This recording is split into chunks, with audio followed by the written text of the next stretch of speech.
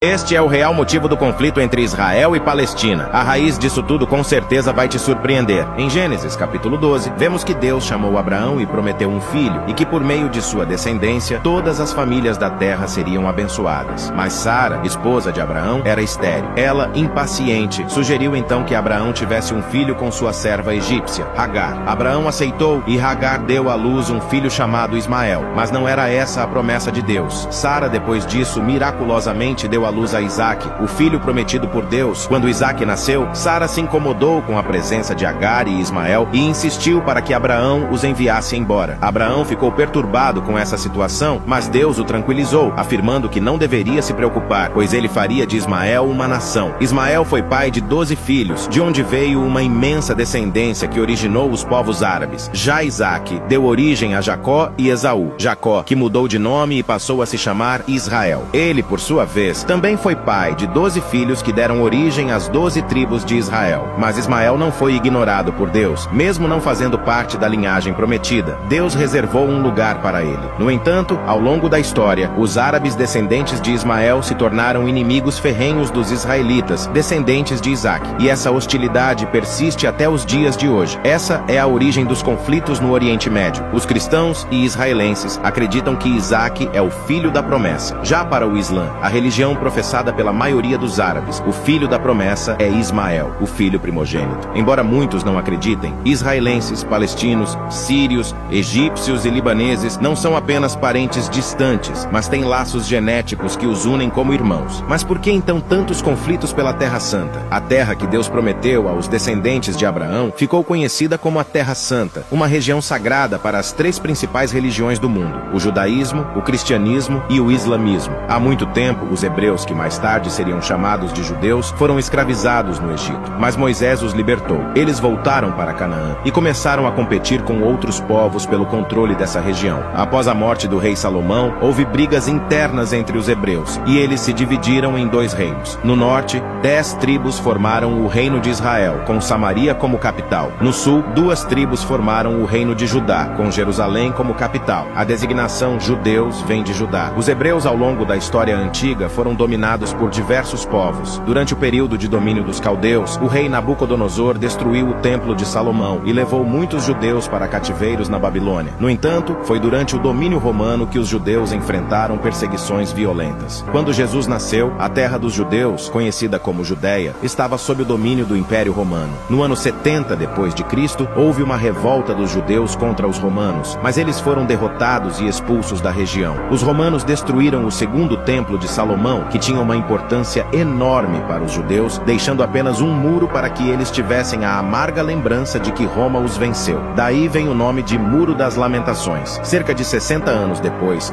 os judeus tentaram recuperar o território, mas novamente foram derrotados. O imperador romano Adriano não apenas os expulsou novamente, mas também deu um novo nome à região, Palestina, em homenagem aos filisteus, inimigos dos judeus. Incapazes de resistir à opressão romana, os judeus começaram a se espalhar pelo mundo, mas com a promessa de um dia retornarem. Enquanto os judeus estavam espalhados ao redor do mundo, a Palestina começou a ser habitada por várias tribos árabes. O Monte Moriá é um local muito sagrado. É identificado na tradição judaica como o Monte do Templo, uma vez que no local estavam construídos o primeiro e o segundo Templo de Jerusalém, onde hoje existe uma mesquita. Por esses e outros motivos, a Terra Santa é um lugar muito sagrado e disputado tanto para judeus quanto para muçulmanos. E é por essa razão que os judeus não podem construir seu terceiro templo lá. Se eles derrubarem a mesquita muçulmana em Jerusalém, desencadearia uma grande guerra entre os povos. No entanto, por milhares de anos na história do Oriente Médio, esses povos viveram em relativa paz. A causa maior da hostilidade tem origem mais recente, em 1948. Após a Segunda Guerra Mundial, a ONU concederam aos judeus uma parte da terra de Israel, que na época era habitada por árabes. A maioria dos árabes protestou e em menos de 24 horas após a fundação de Israel como nação, as nações árabes se uniram e atacaram Israel, mas foram derrotados. Desde então, existe este conflito e ambos os lados têm suas justificativas e erros, e a paz permanece distante. Enquanto a resolução do conflito não vem, oremos pela paz dessas nações. O Salmo 122 diz: rogai pela paz de Jerusalém, prosperem aqueles que te amam. Deixe nos comentários sua opinião sobre quem está está certo nesse conflito. Se gostou do vídeo, não esqueça de curtir e seguir nosso perfil. Poucas pessoas assistem os vídeos longos até o fim. Se você chegou até aqui, comente. Paz na Terra Santa. Responderemos todos os comentários. Deus te abençoe.